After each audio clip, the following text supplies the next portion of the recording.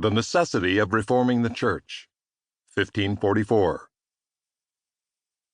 A supplication to the most invincible Caesar, Charles V, the most illustrious princes and other ranking officials now holding an assembly of the empire at Speyer, to determine sincerely to address the concern of reforming the Church. Published in the name of all who want Christ to reign. By John Calvin, 1544. A supplication to the most invincible Caesar, Charles V, the illustrious princes and other ranking officials. This assembly was ordered by you, O Caesar Augustus. In it we are all deciding on the present condition of the Church, which is most wretched and nearly regarded as lost. To correct it for the better, may you at last enter and settle on a method with the very distinguished princes of the empire and the other noblemen. Therefore, because you are now sitting down in a public assembly for this deliberation, on my knees I ask and beg of you first, O Caesar, and at the same time of you, O distinguished princes and noblemen, to read and weigh carefully what I am publishing in your midst, so that you may not feel troubled. It is the size and weight of the cause that should stir you up with eagerness to listen. But I am bringing the matter before your eyes, so that you may be able to determine easily what your part is. Whoever I may be, I profess that I am here supporting the protection of holy doctrine and the Church. In this name I seem to deserve at least this one thing, that you do not deny me an audience until it is apparent that either I falsely make use of such a title, or faithfully display it and show in the matter itself that I bring before me.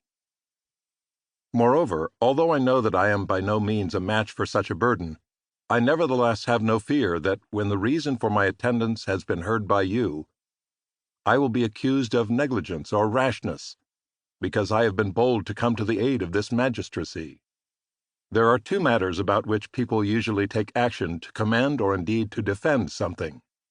For we regard both what is done with sincere and godly devotion worthy of praise, and what is expressed by public necessity as at least worthy of justification. Because both of these factors apply to me, I have no doubt, given your fairness, that I can easily defend this counsel of mine to you. For where better or more sincerely, where even at this time, is it allowed for me to devote myself in a matter more necessary than if I try to be present with my strength to the Church of Christ, to which it is lawful to deny nothing at all, and which is now struggling greatly and in extreme danger? Nevertheless, there is no reason to say much about myself in advance.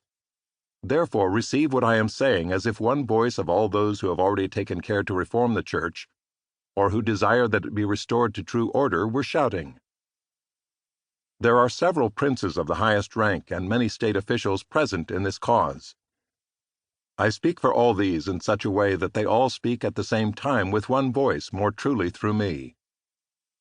Add to these the infinite multitude of godly people who, scattered throughout various parts of the Christian world, nevertheless with common consent, back me in this action. Finally, consider this the shared pleading of all who so seriously grieve over the present corruption of the Church, that they are no longer able to endure it, and will not give up until they see some change. I know that we have been marked for infamy by hateful names, but by whatever name it may please you to call us at last, hear our cause in the meantime, and then afterward judge in what place we should be regarded.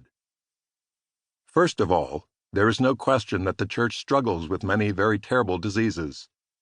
All people agree about this, even those who judge moderately. But the question is whether the diseases are the sort that attention to them may not bear longer delay, so that it is neither useful nor permitted to wait for remedies that are too slow.